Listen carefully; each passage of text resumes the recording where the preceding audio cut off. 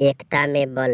एक समय की बात है कि कबूतरों का एक दल आसमान में भोजन की तलाश में उड़ता हुआ जा रहा था। गलती से वह दल भटक कर ऐसे प्रदेश के ऊपर से गुजरा जहाँ भयंकर अकाल पड़ा था। कबूतरों का सरदार चिंतित था। कबूतरों के शरीर की शक्ति समाप्त होती जा रही थी। शीघ्र ही कुछ दाना मिलना जरूरी था। दल का युवा कबूतर सबसे नीचे उड़ रहा था।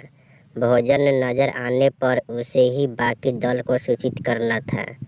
बहुत समय उड़ने के बाद कहीं वह सूखाग्रस्त क्षेत्र से बाहर आया। नीचे हरियाली नजर आने लगी तो भोजन मिलने की उम्मीद बनी। युवा कबूतर और नीचे उड़ान भरने लगा। तभी उसे नीचे खेत में बहुत सारा अन्न बिखरा नजर आया। चाचा, नीचे एक खेत में बहुत सारा दाना बिखरा पड़ा है, हम सबका पेट भर जाएगा। सरदार ने सूचना पाते ही कबूतरों को नीचे उतरकर खेत में बिखरा दाना चुनने का आदेश दिया। सारा दल नीचे उतरा और दाना चुनने लगा। वास्तव में वह दाना पक्षी पकड़ने वाले एक बहलिये ने बिखेर रखा था। ऊपर पेड़ पर ताना था। उसका जाल जैसे ही कबूतर दल दाना चुनने लगा, जाल उन पर आ गिरा। सारे कबूतर फंस गए। कबूतर के सरदार ने माथा पीटा। ओह, यह तो हमें फंसाने के लिए फैलाया गया जाल था। भूख ने मेरी अक्ल पर पर्दा डाल दिया था। मुझे सोचना चाहिए था कि इतना अन्न बिखरा होने का कोई मतलब है। अब पछताए होते क्या जब चिड़िया चुग गई खेत। एक कबूतर रोने लगा, हम सब मारे जाएंगे। बाकी कबूतर तो हिम्मत हार बैठे थे, पर सरदार गहरी सोच में डूबा था।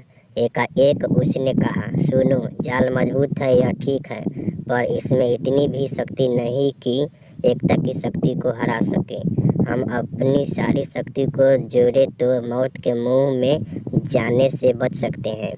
युवा कबूतर फरफराया और बोला, चाचा, साफ साफ बताओ, तुम क्या कहना चाहते हो? जाल ने हमें तोड़ रखा है, शक्ति कैसे जोड़े? सरदार बोला, तुम जब चोंच से जाल को पकड़ो, फिर जब मैं फुर कहूँ तो एक साथ जोर लगाकर उड़ना। सबने ऐसा ही किया। तभी जाल बिछाने वाला बहेलिया आता नजर आया। जाल में कबूतर को फंसा देखा, उसकी आंखें चमकी। हाथ में पकड़ा डंडा उसने मजबूती से पकड़ा, वह जाल की ओर दौड़ा। बहेलिया जाल से कुछ ही दूर था कि कबूतरों का सरदार बोला, फुर्र। सारे कबूतर एक साथ जोर लगाकर उड़े तो पूरा जाल हवा में ऊपर उठा और सारे कबूतर जाल को लेकर ही उड़ने लगे। कबूतर को जाल सहित उड़ते देखकर बहेलिया अवाक रह गया। कुछ संभला तो जाल के पीछे दौड़ने लगा।